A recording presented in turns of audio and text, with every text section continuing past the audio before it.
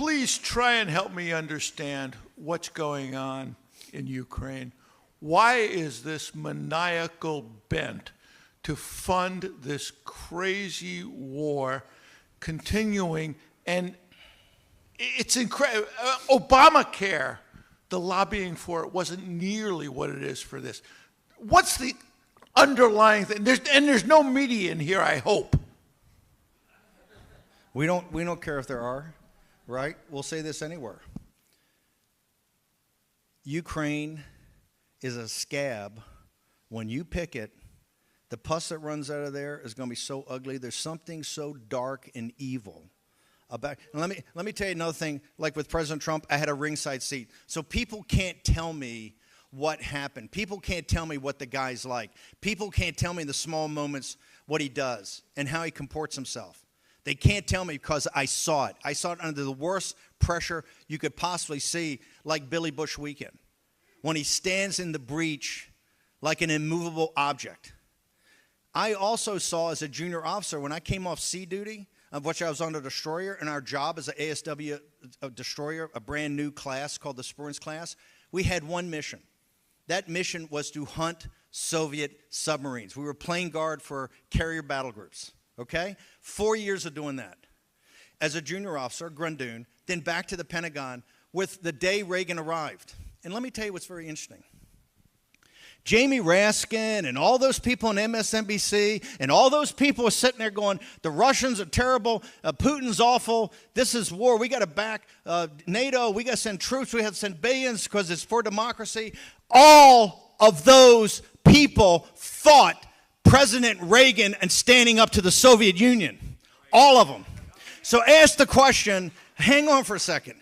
You guys all supported the Bolsheviks. You fought us when we tried to put tactical nuclear weapons and Pershing missiles into Europe. You fought President Reagan every one. You tried to do Star Wars to break them. Every action he took to destroy the evil empire. Jamie Raskin's old man, who's a Soviet spy, right? All of them supported the Bolsheviks. So tell me what happened that now that Russia's the evil empire, that Russia's all terrible.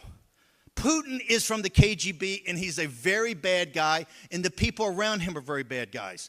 But in World War II, every member of NATO was not our ally. We had the British trying to save their empire and very brave, fought side by side with us, okay?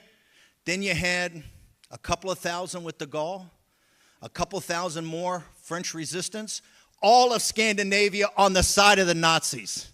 My Ireland, neutral on the side of the Nazis. Spain, neutral on the side of the Nazis. The fascists in Italy, okay? Germany, most of Eastern Europe. Virtually every country in NATO today was not an ally. You know who died on the battlefield destroying the German army? The Russian people died on the battlefield. The Russian people and the Chinese Lao Beijing killed they lost 100 million people fighting the Imperial Japanese Army and then fighting the Nazis. Do you think Guadalcanal and Tarawa and Peleliu and those places were hellholes? What do you think it would have been if we'd had the first line of troops from the Imperial Japanese Army? The Chinese people took that on. The two greatest allies we've ever had in the history of this country that gave more blood and sacrifice as allies to the United States of America are now considered our greatest enemies. Why? The deep state abandoned them to their own plans, turned it back over to Stalin. By the way, we're sitting there with ally Stalin. He's as murderous as Hitler, and he was our ally, right? So what's so bad about Putin? If we had done what Trump wanted to do and they fought him every step of the way, turn Russia to an ally like Nixon did with China, flip it, we wouldn't have this problem today. They want us in a world war. They want us in a world war. That's why when I said the last thing, they're demonic plans, these people are totally demonic. And the centerpiece of the demonology is in Ukraine. This is why there's something that doesn't make any sense about this. Think about our politics. We're the greatest republic on earth. Since 2018 or 19, it's all been about the Ukraine. They impeached Trump for a perfect phone call. They're maniacally obsessed. There's not one person in that Democratic Party cares about the defense of the United States. They hate the United States. AOC and this crowd, you see the Addams family group that stands up at the microphone in the House and talking, did they care about the United States? Had they ever said about defending the United States? Had they ever had their kids go defend the United States? No, they hate the United States of America. And that's why they're obsessed by getting money to Ukraine. Under no circumstances, and there's not one logical argument for us to send a penny more because they're stealing it with both hands. And we've destroyed the Ukrainian people. Who's taking the brunt of this?